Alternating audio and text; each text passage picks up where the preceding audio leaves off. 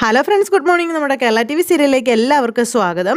അങ്ങനെ ഇന്നത്തെ എപ്പിസോഡ് കാണുമ്പോൾ തന്നെ പപ്പായയും പൈനാപ്പിളും കൊണ്ടുവന്ന് നവ്യയെ കഴിപ്പിക്കാനായിട്ട് ഭയങ്കര ഡയലോഗുകളും കാര്യങ്ങളൊക്കെ ഇറക്കുകയാണ് കേട്ടോ നമ്മുടെ അഭി. ആഹാ, ഇത് നിറയെ പൈനാപ്പിളും പപ്പായ ആണല്ലോ എന്നിങ്ങനെ പറഞ്ഞ് ഈ പപ്പായ നമ്മുടെ ശരീരത്തിന് ദോഷമായ ബാക്ടീരിയകളെ നശിപ്പിക്കുന്ന പറയാറ്. പിന്നെ അതുകൊണ്ട് നല്ലത് കുറച്ച് വാങ്ങിയെന്നും ഇനിയും ഫ്രിഡ്ജിൽ ഇരിപ്പുണ്ടെന്നൊക്കെ പറഞ്ഞ് ഓരോ ദിവസവും ഞാൻ തന്നെ ഇതുപോലെ കട്ട് ചെയ്ത് കൊണ്ട് തരാമെന്നൊക്കെ പറഞ്ഞു. നീ തന്നെയാണിത് കട്ട് ചെയ്തേ? അതെ, ഇനി എൻ്റെ ഭാര്യയ്ക്കെല്ലാം തരുന്നത് ഞാൻ തന്നെ ആയിരിക്കും എന്നൊക്കെ പറഞ്ഞ് കൊടുക്കുക, കഴിക്കാൻ പറഞ്ഞു. ഭയങ്കര സന്തോഷത്തോടെ നമ്മുടെ നവ്യ മേടിച്ചങ്ങ് വയറ് നിറയെ കഴിക്കുന്നു. എന്തായാലും നവ്യ അഭിക്ക് ആദ്യം കൊടുത്തു. ഞാനാണോ ഇത് കഴിക്കേണ്ടത്? നീ കഴിച്ചു തുടങ്ങിയിട്ട് ഞാൻ കഴിക്കുന്നത് എനിക്കിഷ്ടം എന്നും പറഞ്ഞ് നവ്യ അഭിക്ക് കൊടുക്കുന്നു. വിഷം ചേർത്തിട്ടുണ്ടെന്ന് അറിയണമല്ലോ, അതിന് വേണ്ടിയിട്ട്. ഇത് ഒരുപാടുണ്ടല്ലോ, ഈ സമയത്ത് ഇത് എത്ര കഴിച്ചാലും കുഴപ്പമില്ല, ശരീരത്തിന് നല്ല ജലാംശമൊക്കെ കിട്ടുമല്ലോ. ശരി ശരി എന്നും പറഞ്ഞുകൊണ്ട് നമ്മുടെ നവ്യ അവിടെ ഇരുന്ന് കഴിക്കുമ്പോൾ അഭി പുറത്തേക്ക് ഇറങ്ങിപ്പോയി. നീ പോവാണോ എന്ന് ചോദിച്ചു. ഞാൻ വരികയാണെന്നും പറഞ്ഞുകൊണ്ട് അങ്ങനെ നമ്മുടെ അഭി അങ്ങ് പോണു. പുറത്തേക്ക് ഇറങ്ങി ചെന്നിട്ട് നവ്യ ഇങ്ങനെ നോക്കുക. നവ്യ നേരത്തേക്ക് ഇത് വയറ് നിറച്ച് കഴിക്കുകയാണ്. എന്തായാലും നവ്യയ്ക്ക് ഭയങ്കര സന്തോഷം. ഇന്നലെ ഇവിടെ കിടന്ന് വിളിച്ചു കൂവിയതിന് ഫലം ഉണ്ടായി. മുത്തശ്ശനും മുത്തശ്ശിയൊക്കെ ഒന്ന് വിരട്ടിയപ്പോഴേക്കും ആളങ്ങ് മാറി. എന്തായാലും അവനെന്നെ സ്നേഹിച്ചു തുടങ്ങിയല്ലോ എന്നും പറഞ്ഞ് നവ്യ ഇങ്ങനെ ചിന്തിക്കുക. എന്നാലും ആദർശും നയനയും തമ്മിൽ ഇപ്പോഴും പൊരുത്തക്കേടുണ്ടെന്നാണ് അഭിയൊക്കെ പറയുന്നത്. അങ്ങനെയെങ്കിൽ ഞങ്ങളുടെ ദാമ്പത്യം കണ്ട് അവർ അസൂയപ്പെടണം, അതാ വേണ്ടത്. അങ്ങനെയൊക്കെ നമ്മുടെ ചേച്ചി അങ്ങ് ചിന്തിച്ച് കൂട്ടുവാണ്. എന്തായാലും നവ്യ ഭയങ്കര കഴിപ്പിലാണ്, ആത്മാർത്ഥമായിട്ട് കഴിച്ചുകൊണ്ട് അങ്ങനെ ഇരിക്കുക. എന്തായാലും ഇത് വയറ് നിറച്ച് കഴിച്ചുകൊണ്ട് അഭി കഴിക്കുന്നത് കണ്ട് അഭി അങ്ങോട്ടേക്ക് പോയി. നേരെ അമ്മയ്ക്ക് കാണാനാണ് പോണേ. അവിടെ ചെന്ന് മകൾ ഇത് കഴിച്ചതിനെ പറ്റിയുള്ള കാര്യങ്ങളൊക്കെ പറഞ്ഞു. അപ്പോൾ അവളിത് കഴിച്ചോന്ന് ചോദിച്ചപ്പോൾ ജ്യൂസ് ഉണ്ടാക്കി കൊടുത്തിട്ട് ഫലമൊന്നും ഉണ്ടായില്ലല്ലോ, പിന്നെ ഇതുകൊണ്ട് എന്തെങ്കിലും ഗുണമൊക്കെ ഉണ്ടാവുമോ എന്ന് അഭി ചോദിച്ചപ്പോൾ ഞാൻ നിന്നോട് പറഞ്ഞല്ലേ അതിനകത്ത് പപ്പായയും പൈനാപ്പിളും കുറവായിരുന്നു എന്ന്, മറ്റു ഫ്രൂട്ട്സ് ആയിരുന്നു കൂടുതൽ. അതാണ് അബദ്ധമായി പോയത്. പക്ഷേ ഇവിടെ നമ്മൾ ആഗ്രഹിക്കുന്നത് നടന്നിരിക്കും എന്നുള്ള കാര്യം ജലജ അന്നേരം പറയാം. അപ്പം അമ്മയും മോനും കൂടെ സംസാരിച്ചുകൊണ്ട് നിൽക്കുന്നതും കണ്ടുകൊണ്ടാണ് മുത്തശ്ശനും മുത്തശ്ശിയും കൂടെ അങ്ങോട്ടേക്ക് വരുന്നത്. അവർ രണ്ടുപേരും കൂടെ വന്നപ്പോൾ ഇവർ രണ്ടും അടക്കം പറഞ്ഞുകൊണ്ട് നിൽക്കുകയല്ലേ. നിന്നോട് എനിക്കൊരു കാര്യം ചോദിക്കാനുണ്ടായിരുന്നു എന്നും പിന്നെ ആ കൊച്ചുണ്ടായിരുന്നത് കൊണ്ടാണ് ഞാൻ ചോദിക്കാതിരുന്നതെന്നും മുത്തശ്ശൻ അഭിയോട് പറയുക. അപ്പം എന്താ മുത്തശ്ശാന്ന് ചോദിച്ചു. നീ മദ്യവും മയക്കുമരുന്നൊക്കെ നന്നായിട്ട് ഉപയോഗിക്കുമല്ലോ എന്ന് ചോദിച്ചപ്പം അയ്യോ ഇല്ല മുത്തശ്ശാന്ന് പറഞ്ഞു. ഇത് കേട്ടപ്പം നീ മദ്യപിക്കും എന്നുള്ള കാര്യത്തിലേ എനിക്ക് 100% ഉറപ്പായിരുന്നു. നീ എവിടെയെങ്കിലും മദ്യപിച്ച് ലക്കിട്ട് തലകറങ്ങി കിടന്നു എന്ന് ആര് പറഞ്ഞാലും എനിക്കതിലെ അത്ഭുത കാര്യങ്ങളൊന്നും തോന്നാറില്ല. ഞാൻ നെട്ടിപ്പോയത് കല്യാണം കഴിഞ്ഞ് ആദർശം മദ്യപിച്ച് നയനമോളുടെ അടുത്ത് ചെന്നു എന്നറിഞ്ഞപ്പോഴാണെന്നും, കാരണം അവൻ അങ്ങനെ ഒരു ശീലം ഇല്ല എന്ന് എനിക്ക് അറിയാമെന്ന് പറഞ്ഞു അച്ഛൻ. അപ്പം എന്താ അച്ഛൻ ഇപ്പം ഇങ്ങനെ ചോദിച്ചത് എന്ന് ജലജ ചോദിച്ചപ്പോൾ എടോ പറയടോ വസുന്ധരെ എന്നും പറഞ്ഞ് മുത്തശ്ശി ഏൽപ്പിക്കുക മുത്തശ്ശൻ. മോനെ, നിനക്കിപ്പോൾ ഒരു കുടുംബമായി. ഇനി നീ ജോലി കഴിഞ്ഞാൽ നീ അവൾക്ക് അരികിൽ തന്നെ ഉണ്ടാകണം, വെറുതെ കൂട്ടും കൂടി നടക്കരുത് എന്നൊക്കെ മുത്തശ്ശി ഇങ്ങനെ പറഞ്ഞു കൊടുക്കുക. ഇവന് ഞാൻ ഈ പറഞ്ഞ ശീലങ്ങൾ മാത്രമല്ല, അത്യാവശ്യം പെൺകുട്ടികളുമായി ചുറ്റിയടിച്ച് നടക്കുന്ന സ്വഭാവമൊക്കെ ഉണ്ടെന്നൊക്കെ പറഞ്ഞപ്പോഴേക്കും അഭി അയ്യോ ഇല്ല എന്നും പറഞ്ഞിങ്ങനെ നിൽക്കുന്നു. കല്യാണശേഷം അതുണ്ടോയെന്നൊന്നും അറിയില്ല എന്ന് പറഞ്ഞപ്പോൾ അങ്ങനെയൊന്നും ഇല്ല മുത്തശ്ശ, കല്യാണശേഷം അങ്ങനെയൊന്നും പോയിട്ടില്ല ഞാനെന്ന് പറഞ്ഞപ്പോൾ അപ്പോൾ അതിന് മുൻപ് പോയിട്ടുണ്ട് എന്ന് ഇവൻ തന്നെ സമ്മതിച്ച് കഴിഞ്ഞു അല്ലോ സുന്ദരേ എന്ന് പറയാം മുത്തശ്ശനെ. മോനെ, വീട്ടിലെ മുതിർന്നവരെ കണ്ടാണ് കൊച്ചു കുട്ടികൾ പോലും പഠിക്കാറ്. മോൻ്റെ മുത്തശ്ശൻ്റെ അടുത്ത് മുഖം കറുത്ത് ഞാൻ ഇതുവരെ സംസാരിച്ചിട്ടില്ലെന്നും ഒരിക്കൽ ഞാൻ അങ്ങനെ സംസാരിച്ചു കഴിഞ്ഞാൽ പിന്നെ ഇദ്ദേഹത്തിന് ഉറങ്ങാൻ പറ്റില്ലെന്നുള്ള കാര്യവും പറഞ്ഞു. അത്രയ്ക്ക് ഭാര്യയുടെ വാക്കുകൾ കേൾക്കുകയും അനുസരിക്കുകയും ചെയ്യുന്ന ആളാണ് മുത്തശ്ശൻ. എല്ലാവർക്കും മുത്തശ്ശനെ ബഹുമാനമാണ്, പേടിയാണ്.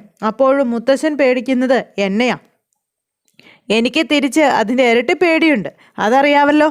അപ്പോഴേക്കും എന്നും പറഞ്ഞ ജലജ ഇങ്ങനെ കോക്കറി കാണിക്കുന്നു. അങ്ങനെ വേണം മോനെ ഒരു കുടുംബം അത് മുന്നോട്ട് പോവാനായിട്ട്. ഇന്നത്തെ കാലത്ത് കല്യാണം കഴിക്കുന്നത് തല്ലുകൂടാനാണെന്ന് പൊതുവെ ഒരു പറച്ചിലൊക്കെ ഉണ്ട്.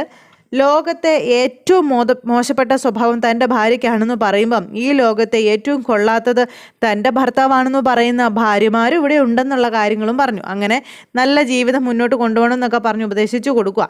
മക്കളുടെ ജീവിതത്തിൽ അച്ഛനമ്മമാർക്ക് നല്ലൊരു പങ്കുണ്ട്, അത് വളരെ കൂടുതലാണെന്നും അത് മറന്നുപോയൊരമ്മയാണ് നീ എന്നൊക്കെ പറഞ്ഞു. അപ്പോഴേക്കും ജലജ വലിയ ആളാകാൻ നോക്കി. നിർത്തിക്കോളാൻ പറഞ്ഞു, കൂടുതൽ സംസാരിക്കേണ്ടെന്നും പറഞ്ഞു മുത്തശ്ശൻ ജലജയോട്. മദ്യപാനം പൊതുവെ പെൺകുട്ടികൾക്ക് അത്ര ഇഷ്ടമുള്ള കാര്യമൊന്നുമല്ല, അതുകൊണ്ട് ആ ശീലവും നിർത്തിക്കോളാൻ പറഞ്ഞു മുത്തശ്ശൻ. ഇപ്പം ഞാൻ അങ്ങനെയൊന്നും ചെയ്യാറില്ല മുത്തശ്ശ എന്ന് അഭി പറഞ്ഞപ്പം നീ ചെയ്യാറില്ല എന്ന് പറയുമ്പോഴാണ് ചെയ്യുന്നു എന്ന് ഉറപ്പിക്കേണ്ടത്. കാരണം ഭക്ഷണം കഴിക്കാനും കള്ളം പറയാനും മാത്രം വാ തുറക്കുന്നവനല്ലേ നീ എന്ന് അച്ഛൻ ചോദിച്ചു. അങ്ങനെ ഏതു നേരവും എൻ്റെ മോനെ ഇങ്ങനെ കൊച്ചാക്കരുതെന്ന് പറഞ്ഞു ജലജ. അപ്പോൾ വലുതാക്കാൻ വേണ്ടി ഇവനൊന്നും ചെയ്യുന്നില്ലല്ലോ എന്ന് പറഞ്ഞു മുത്തശ്ശൻ. ഇവൻ്റെ പ്രവർത്തികൾ ഞാനൊന്നും കാണുന്നുമില്ല എന്ന്. അപ്പോഴേക്കും നമ്മുടെ നയനയും അതുപോലെ തന്നെ ആദർശം കൂടെ ഇറങ്ങി വന്നു. അപ്പോൾ ഇതൊക്കെ പറയുന്നത് കേട്ട് കഴിഞ്ഞപ്പോൾ നയന, എൻ്റെ ചേച്ചിക്ക് ഒരു കുഞ്ഞു ജനിക്കുന്നു എന്നും പറഞ്ഞ് എന്തെല്ലാം സ്വപ്നങ്ങളാണ് ഇവർ കാണുന്നത്, അതൊക്കെ വെറുതെ ആകുമെന്ന് അറിയുമ്പോൾ എന്തൊക്കെ സംഭവിക്കുമോ എന്തോ എന്നും പറഞ്ഞുകൊണ്ട് ഇങ്ങനെ ഇരിക്കുന്നു. ഈ സമയത്താണ് നവ്യ അങ്ങോട്ടേക്ക് കുറേ ഫ്രൂട്ട്സൊക്കെ കഴിച്ചുകൊണ്ട് അങ്ങ് ഇറങ്ങി വരുന്നത്. അങ്ങനെ നവ്യ ഫ്രൂട്ട്സും കഴിച്ച് ഇറങ്ങി വരുന്ന സമയത്ത് ഇവളെന്തിനാടാ ഇപ്പം ഇങ്ങോട്ട് വന്നത്, അകത്തിരുന്ന് കഴിച്ചുകൂടായിരുന്നു എന്നൊക്കെ ജലജ അഭിയോട് ചോദിക്കുക. അപ്പോഴേക്കും അങ്ങോട്ടേക്ക് നവ്യ ഇറങ്ങി വന്ന് ഇവരെ എല്ലാവരെയും കൂടെ കണ്ടു. അപ്പോൾ എന്താ മോളെ കഴിക്കുന്നതെന്ന് ചോദിച്ചു. അപ്പോഴേക്കും നവ്യ കാണിച്ചു കൊടുത്തു. ഇത് കണ്ടപ്പോൾ അയ്യോ ഇത് പപ്പായും പൈനാപ്പിളും ആണല്ലോ, എന്താ ഇതൊക്കെ നിന്നോട് ആരാ കഴിക്കാൻ പറഞ്ഞത്, ഈ സമയത്ത് ഇത് കഴിക്കുന്ന കുഴപ്പമാണോ മുത്തശ്ശി എന്ന് നവ്യ അന്നേരം ഒന്നും അറിയാത്ത പോലെ ചോദിച്ചു.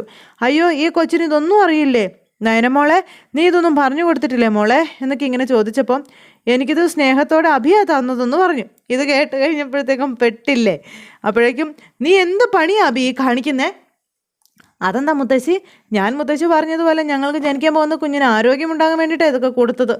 എടാ ഭാര്യയുടെ വയറ്റിലൊരു കുഞ്ഞുള്ളപ്പോൾ അവൾക്ക് ഇതൊന്നും കൊടുക്കാൻ പാടില്ല എന്ന് പറഞ്ഞു. അത് കേട്ട് കഴിഞ്ഞപ്പോഴേക്കും രണ്ടെണ്ണങ്ങളും കൂടി ഇങ്ങനെ നോക്കുക. ഈശ്വര, കുഞ്ഞിനെ കളയാൻ വേണ്ടിയിട്ടാ പലരും ഇത് കഴിക്കുന്നതെന്ന് പറഞ്ഞപ്പോഴേക്കും അയ്യോ ഒന്നും പറഞ്ഞുകൊണ്ട് ഇവർ അഭിനയിച്ചങ്ങ് തകർക്കുക. അയ്യോ എനിക്കിത് കഴിച്ചപ്പോൾ ചില വയറുവേദനയുണ്ട്, ഇനിയിപ്പോൾ നമ്മൾ എന്ത് ചെയ്യും, ഹോസ്പിറ്റലിൽ കൊണ്ടുപോയാലോ എന്ന് മുത്തശ്ശി ചോദിച്ചു. അപ്പോഴേക്കും പെട്ടു. അയ്യോ അതൊന്നും കുഴപ്പമില്ല, എനിക്ക് ഹോസ്പിറ്റലൊന്നും പോകണ്ടെന്ന് പറഞ്ഞു. മോളെ ഈ സമയത്ത് ഇങ്ങനെ ഹോസ്പിറ്റലിനെ ഭയക്കരുത്, ഡോക്ടർമാരെ അകറ്റി നിർത്തുകയും ചെയ്യരുത്, അതൊന്നും ഗുണം ചെയ്യില്ലെന്ന് മുത്തശ്ശനും പറഞ്ഞു കൊടുത്തു. അപ്പോൾ അത് കേട്ട് കഴിഞ്ഞപ്പോൾ പിന്നെ നമ്മളെ സംബന്ധിച്ചിടത്തോളം അങ്ങോട്ടൊന്നും പോകേണ്ട കാര്യമില്ല, ഒരു ഫോൺ കോളും മതി, അടുത്ത നിമിഷം ഡോക്ടർ ഇവിടെ എത്തുമെന്നുള്ള കാര്യവും മുത്തശ്ശൻ ഇങ്ങനെ പറഞ്ഞു. ഈ സമയത്ത് നമ്മുടെ നയനെ ആകെ ടെൻഷനാവുക. ഞാൻ ആ ബീനാകുമാരി ഒന്ന് വിളിക്കാമെന്ന് പറഞ്ഞപ്പം അയ്യോ വേണ്ട മുത്തശ്ശ എന്നും പറഞ്ഞുകൊണ്ട് നവ്യ വീണ്ടും വീണ്ടും തറപ്പിച്ച് പറയണം. അപ്പോൾ ചേച്ചി വേണ്ടെന്നല്ലേ പറയുന്നത്, കുഴപ്പമൊന്നും കാണില്ലായിരിക്കും മുത്തശ്ശ എന്ന് നയന പറഞ്ഞപ്പോൾ മോള് മിണ്ടാതിരിക്കാൻ പറഞ്ഞു മുത്തശ്ശി. ഉള്ളിൽ ചെന്നിരിക്കുന്നതേ ഒരു ഗർഭിണിയെ സംബന്ധിച്ചിടത്തോളം വിഷവാ. പപ്പായയും പൈനാപ്പിളും ഒക്കെ നല്ലതാണെങ്കിലും ഈ സമയത്ത് ഇത് കഴിച്ചാൽ വിപരീത ഫലമേ ഉണ്ടാവത്തുള്ളൂ, അമ്മയ്ക്കല്ല കുഞ്ഞിനെ ഉണ്ടാവത്തുള്ളൂ. കുഞ്ഞിനോ സംരക്ഷിക്കേണ്ട നമ്മുടെ ഉത്തരവാദിത്വമാണെന്നും പറഞ്ഞു ഡോക്ടറെ വിളിക്കാൻ പറഞ്ഞു. അപ്പോൾ ചേച്ചി ഒന്ന് വന്നേ എന്നും പറഞ്ഞു നവ്യ അവിടെ നിൽക്കുമ്പോൾ നയനെ വിളിച്ചുകൊണ്ട് പോകുന്നു. അപ്പോൾ എന്താണെന്ന് ചോദിച്ചാൽ ദേവയാനി വന്നു. എന്ത് ചെയ്യാനാ, നവ്യ മോള് പപ്പായയും പൈനാപ്പിളും കഴിച്ചു എന്നുള്ള കാര്യം പറയുവാണ് നേരത്തേക്ക് ഈ ദേവയാനിയോട്. ആ കൊച്ചിനെന്താ തലയ്ക്ക് സുഖമില്ല അമ്മേ, അപ്പോൾ കൊച്ചിനെന്തിനാ കുറ്റം പറയുന്നത്, കൊച്ചിൻ്റെ ഭർത്താവ് അതിന് കൊണ്ടുപോയി കൊടുത്തതെന്നുള്ള കാര്യം മുത്തശ്ശി അന്നേരം പറഞ്ഞു. അപ്പോഴേക്കും ഇവരെല്ലാവരും നോക്കി നിൽക്കുക. ഇത് കുഞ്ഞിനെ കളയാൻ വേണ്ടി അമ്മയും മോനും കൂടെ അങ്ങനെ എന്തെങ്കിലും ചെയ്തതാണോ എന്ന് ദേവയാനി അന്നേരം ചോദിച്ചേ. ഏട്ടത്തി വെറുതെ ഓരോന്ന് പറയാൻ നിൽക്കരുത് കേട്ടോ ഒന്ന് ജലജ അന്നേരം പറഞ്ഞു. ആരോട് ഞങ്ങൾക്ക് ദേഷ്യം ഉണ്ടെങ്കിലും ജനിക്കാൻ പോകുന്ന കുഞ്ഞിനോട് ഞങ്ങളത് കാണിക്കില്ല എന്ന് പറഞ്ഞു. പിന്നെ ദേവയാനി ഇനിയിപ്പോൾ തർക്കമൊന്നും വേണ്ട, ഡോക്ടർ വരട്ടെ, ഇപ്പോൾ കഴിച്ചതല്ലേ ഉള്ളൂ, നോക്കാമെന്ന് പറഞ്ഞു. ആ സമയത്ത് നവ്യയെ വിളിച്ചുകൊണ്ട് മുറിയിൽ കയറ്റി വാതിലടച്ചു. നീ എന്തിനാ ഇപ്പം എന്നെ ഇങ്ങോട്ട് വിളിച്ചുകൊണ്ട് വന്നതെന്ന് ചോദിച്ചു. ചേച്ചി ഡോക്ടറൊക്കെ വന്ന് ആകെ പ്രശ്നമാകും, കള്ളം മൊത്തത്തിൽ പൊളിയും, അതിന് മുന്നേ എല്ലാവരോടും സത്യം പറയാൻ പറഞ്ഞു. അപ്പോൾ ഇല്ല ഞാൻ പറയത്തില്ലെന്ന് പറഞ്ഞു. അപ്പോൾ പിന്നെ ചേച്ചി എന്ത് ചെയ്യുമെന്ന് ചോദിച്ചു നയന. വെറുതെ എന്തിനാ ഡോക്ടറെ ഇങ്ങോട്ടേക്ക് വരുത്തുന്നത് എന്നിങ്ങനെ ചോദിച്ചു. ആദർശേട്ടനെ മുത്തശ്ശിനെ ചേച്ചിക്ക് മനസ്സിലായതല്ലേ, പിന്നെ കള്ളം പറയുന്നത് അദ്ദേഹത്തിന് ഇഷ്ടമല്ല എന്ന് പറഞ്ഞപ്പം ഇഷ്ടമല്ലെങ്കിൽ പിന്നെ നിന്നെയും നിൻ്റെ ഭർത്താവിനെയൊക്കെ അങ്ങേര് സ്നേഹിക്കുന്നതോ എന്ന് ചോദിച്ചു. എന്താ പറഞ്ഞത്, അങ്ങേരുന്നോ, ഈ വീട്ടിൽ ആരെങ്കിലും മുത്തശ്ശനെ അങ്ങനെ പറയുന്നത് ചേച്ചി കേട്ടിട്ടുണ്ടോ എന്ന് ചോദിച്ചു. അതൊന്നും നവ്യക്ക് ഇഷ്ടപ്പെടുന്നില്ല.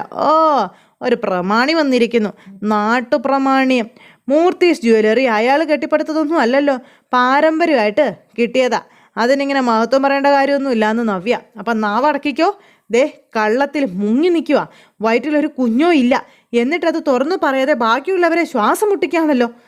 ഞാനൊരു കള്ളം പറഞ്ഞതിന് നീ എന്തിനാ കിടന്ന് ശ്വാസം മുട്ടുന്നത്, ഇനിയിപ്പോൾ ചേച്ചി എന്താ ചെയ്യാൻ പോകുന്നതെന്ന് ചോദിച്ചപ്പം അതിനെപ്പറ്റിയൊന്നും എനിക്കറിയില്ല എന്ന് പറഞ്ഞു. എൻ്റെ ജീവിതത്തിലെ ഞാൻ ഇങ്ങനെയൊരു ജീവിയെ കണ്ടിട്ടില്ല എന്ന് പറഞ്ഞു നയന. ഇപ്പം നീ കണ്ടല്ലോ, എന്തൊക്കെ സംഭവിച്ചാലും ശരി ഞാൻ ഈ വീട്ടിൽ നിന്ന് പോവത്തില്ലെന്ന് നവ്യ തറപ്പിച്ച് പറഞ്ഞു. എന്നെ അടിച്ചിറക്കി വിട്ടാലും ഞാൻ പോവത്തില്ല, അങ്ങനെ നീ മാത്രം അനന്തപുരി തറവാടിൻ്റെ മരുമകളായിട്ട് വിലസണ്ട. പുറത്തു പോവാതിരിക്കാൻ വേണ്ടിയാ ചെയ്ത തെറ്റ് ഏറ്റു പറഞ്ഞിട്ട് മാപ്പ് അപേക്ഷിക്കാൻ ഞാൻ പറഞ്ഞത്. അപ്പം ഞാനൊന്നും പറയുന്നില്ല, നീയും പറയണ്ട. എന്നെ അതിനിട്ട് നിർബന്ധിക്കാൻ വേണ്ടാന്ന് പറഞ്ഞ് നവ്യ അവിടെ നിന്ന് അങ്ങോട്ട് പോയി. നയനെ ആകെ ടെൻഷനായിട്ട് നിൽക്കാം. ഈ സമയത്ത് നമ്മുടെ ഡോക്ടർ അങ്ങോട്ടേക്ക് വന്നു. അപ്പോൾ ഡോക്ടർ വന്നു കഴിഞ്ഞപ്പോൾ മുത്തശ്ശി പറഞ്ഞു, ഇന്ന് മോളൊരു അബദ്ധം കാണിച്ചു. അതിന് കാരണം ഈ നിൽക്കുന്ന ഞങ്ങളുടെ കൊച്ചുമോനാണെന്ന് പറഞ്ഞ് ഡോക്ടറോട് വിവരങ്ങളൊക്കെ പറയാം. അപ്പോഴേക്ക് നവ്യ അങ്ങോട്ടേക്ക് ഇറങ്ങി വരുക. നവ്യ ഇറങ്ങി വന്നപ്പോഴേക്കും ഡോക്ടർ നവ്യയെ കണ്ടു. അപ്പോൾ അകത്തേക്ക് കയറി ചെന്നൊന്ന് ചെക്ക് ചെയ്യണമെന്ന് പറഞ്ഞു. അങ്ങനെ വിളിച്ചുകൊണ്ട് പോവുക. ഈ സമയത്ത് പെണ്ണുങ്ങളെല്ലാവരും കൂടെ കൂടി അവരോടൊപ്പം പോയി. ഇതെങ്ങനെയാണ് എന്താണെന്നൊക്കെ അറിയണമല്ലോ. നയനെ അന്നേരത്തേക്കും ടെൻഷൻ അടിച്ച് ഒരു പരുവത്തിലെത്തി നിൽക്കുക കേട്ടോ. അപ്പോൾ ഇവരൊക്കെ എന്തിനാ കൂടെ പോകുന്നത്? കുഴഞ്ഞല്ലോ ഭഗവാനെ എന്ന് പറഞ്ഞുകൊണ്ട് നയനെ ഇങ്ങനെ പേടിച്ച് വരച്ച് അവിടെ നിൽക്കുവാണേ. ഈ വീട്ടിലെ മൂത്ത കൊച്ചുമകൻ നീയാണെന്നും നയനമോളും ഇതുപോലൊരു അവസ്ഥയിലൂടെ കടന്നു പോകണമെന്ന് ആഗ്രഹിക്കുന്നുണ്ടെന്നുള്ള കാര്യങ്ങളൊക്കെ ഇങ്ങനെ മുത്തശ്ശൻ പറഞ്ഞപ്പോഴേക്കും ഇങ്ങനെ ഒരു നോട്ടം. പിന്നെ എന്താടാ അതിനൊരു താമസം? കുഞ്ഞുങ്ങൾ വേണ്ടാന്ന് വെച്ചിരിക്കുകയാണോ എന്ന് ചോദിച്ചപ്പം അത് പിന്നെ മുത്തശ്ശ കുറച്ച് നാളും കൂടെ കഴിഞ്ഞിട്ട് മതിയെന്നാണ് നയന പറഞ്ഞത് എന്ന് നമ്മുടെ ആദർശ് അന്നേരം പറഞ്ഞു. അപ്പം മോൾ അങ്ങനെ പറഞ്ഞു എന്ന് ചോദിച്ചു മുത്തശ്ശൻ. അങ്ങനെയല്ല, ഞങ്ങളുടെ രണ്ടുപേരുടെയും തീരുമാനമാണ് പറഞ്ഞത് എന്നും പറഞ്ഞുകൊണ്ട് ഇങ്ങനെ അന്നേരം ആദർശേ എന്നാ ഇനി ആ തീരുമാനമൊക്കെ മാറ്റാനുള്ള സമയമായെന്നും പറഞ്ഞുകൊണ്ട് മുത്തശ്ശൻ. ഇനി അതല്ല, ആർക്കെങ്കിലും എന്തെങ്കിലും കുഴപ്പമുണ്ടെങ്കിൽ നമുക്ക് ഡോക്ടറോട് സംസാരിക്കാമെന്ന് പറഞ്ഞു. അയ്യോ തൽക്കാലം അതൊന്നും വേണ്ട മുത്തശ്ശാന്ന് ആദർശ്. ആയിക്കോട്ടെ, പക്ഷേ എന്നേക്കാൾ കൂടുതൽ നിന്റെ മുത്തശ്ശിയാണ് പേരക്കുട്ടികളെ ലാളിക്കാനായിട്ട് ആഗ്രഹിക്കുന്നത്. എനിക്കും അതുണ്ടെന്നങ്ങ് കൂട്ടിക്കോളാൻ പറഞ്ഞു. ഒരുപാട് നാൾ ഞങ്ങൾ കാത്തിരിക്കേണ്ടി വരരുത് കേട്ടോ എന്ന് പറഞ്ഞപ്പം ശരി എന്ന് പറഞ്ഞിട്ട് ആദർശ് ഇങ്ങനെ നയനയെ നോക്കുക. അപ്പോഴും നയനയുടെ മുഖം ഇങ്ങനെ വല്ലാതിരിക്കും കേട്ടോ. ഇത് നടക്കാൻ പോകുന്ന കാര്യങ്ങളല്ലെന്ന് നയനയ്ക്കറിയാമല്ലോ.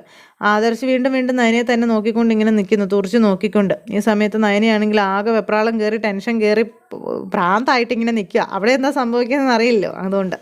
അപ്പോൾ അങ്ങനെ ആ ഒരു സംഭവങ്ങളൊക്കെ അവിടെ കഴിഞ്ഞു. ഈ സമയത്ത് നവ്യയെ കൂട്ടിക്കൊണ്ട് ഇവരെല്ലാവരും മുറിയിലേക്ക് ചെന്നു. അങ്ങനെ അവരെ എല്ലാവരെയും പുറത്ത് നിർത്തിയിട്ട് നമ്മുടെ ഡോക്ടർ നവ്യയെ പരിശോധിക്കുന്നു. അങ്ങനെ കണ്ണിലൊക്കെ നോക്കി അങ്ങനെ പരിശോധനകളും കാര്യങ്ങളൊക്കെ നടത്തുന്നു. ഈ സമയത്ത് ഡോക്ടർ നമ്മുടെ നവ്യയെ പരിശോധിച്ചുകൊണ്ടിരിക്കുന്ന സമയത്ത് ഡോക്ടറിനോട് താൻ ഗർഭിണിയല്ലെന്നുള്ള കാര്യം നവ്യ പറയാം. ഇത് കേട്ട് കഴിഞ്ഞപ്പോഴേക്കും ഡോക്ടർ ഞെട്ടി. ഡോക്ടർ അന്താളിച്ചിങ്ങനെ നവ്യയെ നോക്കുക കേട്ടോ. ഈ സമയം എനിക്ക് കുട്ടിയുടെ കണ്ണുകൾ പരിശോധിച്ചപ്പോൾ തന്നെ നേരെ സംശയമുണ്ടായിരുന്നു എന്നുള്ള കാര്യം പറയുക. പിന്നെ പൾസ് പരിശോധിച്ചപ്പോഴും അങ്ങനെ തന്നെയാണ് തോന്നിയതെന്നും ഡോക്ടർ പറഞ്ഞു. അപ്പോൾ എന്താ കുട്ടി ഈ കാണിക്കുന്നത്? നീ എല്ലാവരെയും കുരങ്ങ് കളിപ്പിക്കുകയാണെന്ന് ചോദിച്ചപ്പം എൻ്റെ അവസ്ഥ അതായിപ്പോയി ഡോക്ടർ. എൻ്റെ വീട്ടുകാർ എനിക്ക് മറ്റൊരു വിവാഹം നിശ്ചയിച്ചപ്പോൾ എനിക്ക് അങ്ങനെ ഒരു നാടകം കളിക്കേണ്ടി വന്നതാണെന്നും പറഞ്ഞ് കാര്യങ്ങളൊക്കെ ഡോക്ടറോട് പറയുക. അപ്പോൾ ഇതൊന്നും എൻ്റെ പ്രൊഫഷൻ്റെ എത്തിക്സിന് ചേർന്നതല്ലെന്നും പ്രത്യേകിച്ച് ഈ വീട്ടിലുള്ളവരോട് ഒരിക്കലും കള്ളം പറയാൻ പാടില്ലെന്നും ഡോക്ടർ നവ്യയോട് പറയുക. മൂർത്തി സാറും കുടുംബവും അത്രയ്ക്ക് സത്യസന്ധരായി ജീവിക്കുന്നവരാണെന്നും അവർക്ക് കള്ളം പറയുന്നതോ പ്രവർത്തിക്കുന്നതോ ചെയ്യുന്നതോ ഒന്നും ഇഷ്ടമല്ല എന്നും പറഞ്ഞു. മൂർത്തി സാറിൻ്റെ മുന്നിൽ എനിക്ക് ഇത് മറച്ചു വയ്ക്കാൻ കഴിയില്ല എന്നും ഡോക്ടർ പറഞ്ഞപ്പം അയ്യോ ഡോക്ടർ ചതിക്കരുത്, എൻ്റെ ഗതികേട് കൊണ്ടാണ് ഞാനിങ്ങനെ ചെയ്തു പോയതെന്ന് പറഞ്ഞു. എന്ത് ഗതികേടുണ്ടെന്ന് പറഞ്ഞാലും ഇങ്ങനെയൊന്നും സാധാരണ പെൺകുട്ടികൾ ചെയ്യില്ല എന്ന് പറഞ്ഞു ഡോക്ടർ. പ്രത്യേകിച്ചും കുടുംബത്തിൽ പറഞ്ഞ പെൺകുട്ടികൾ. വയറ്റിലൊരു കുഞ്ഞില്ലാതെ കുഞ്ഞുണ്ടെന്ന് പറയുക, എന്നിട്ട് അതിൻ്റെ പേരിൽ എന്നെ വിളിച്ചു വരുത്തുക, എന്താ ഇതൊക്കെ എന്ന് ചോദിച്ചു ഡോക്ടർ ദേഷ്യപ്പെട്ടു. അത് പറഞ്ഞ് ഡോക്ടർ അങ്ങ് ഇറങ്ങിപ്പോകാൻ തുടങ്ങിയപ്പോഴേക്കും എന്നെ രക്ഷിക്കണമെന്നും പറഞ്ഞപ്പോൾ എത്ര തൊഴുത് കാട്ടിയാലും ഞാൻ പറയാനുള്ളത് പറഞ്ഞിട്ടേ പോകുള്ളൂ എന്നും അല്ലെങ്കിൽ നാളെ എന്നെയും ഈ കുടുംബത്തിലുള്ളവരെ പടിക്ക് പുറത്ത് നിർത്തുമെന്നുള്ള കാര്യങ്ങളും പറഞ്ഞു. ഇത് കേട്ട് കഴിഞ്ഞപ്പോഴേക്കും നമ്മുടെ നവ്യ അവിടെ നിന്ന് കത്തിയെടുത്ത് സ്വയം മരിക്കാനായിട്ട് നിൽക്കുക. അപ്പോൾ ഡോക്ടർ ഈ സത്യം മറ്റുള്ളവരോട് പറയുന്നതും ഞാൻ എൻ്റെ ജീവൻ ഇവിടെ വെച്ച് അവസാനിപ്പിക്കും എന്നും പറഞ്ഞുകൊണ്ട് നവ്യ ഡോക്ടറെ ഭീഷണിപ്പെടുത്തുക. ഇതൊക്കെ കേട്ട് ആ ഡോക്ടർ അന്താളിച്ചിങ്ങനെ നിൽക്കുക. കുട്ടി ചെയ്യുന്നത് കൊടും പാപമാണെന്നും ഇന്നൊരു പക്ഷേ നിനക്ക് രക്ഷപ്പെടാൻ കഴിഞ്ഞേക്കും, എങ്കിലും ഈ വ്യാജ ഗർഭമുണ്ടല്ലോ അത് നിനക്കൊരു ബാധ്യതയാണെന്നുള്ള കാര്യം നമ്മുടെ ഡോക്ടർ പറയാം. ഇന്നല്ലെങ്കിൽ നാളെ അത് നിന്റെ മുന്നിൽ വില്ലനായി എത്തിയിരിക്കുമെന്നും പറഞ്ഞ് നമ്മുടെ ഡോക്ടർ അവിടെ നിന്ന് അങ്ങോട്ടേക്ക് പോണു. അപ്പോൾ ഡോക്ടർ അവിടെ നിന്ന് പോയപ്പോൾ തൽക്കാലം രക്ഷപ്പെട്ടല്ലോ എന്നുള്ളൊരു ആശ്വാസത്തിൽ നവ്യ നിൽക്കുന്നിടത്ത് ഇന്നത്തെ കഥ അവസാനിച്ചു. പുത്തൻ വിശേഷങ്ങളുമായി കാണാമേ. എല്ലാവർക്കും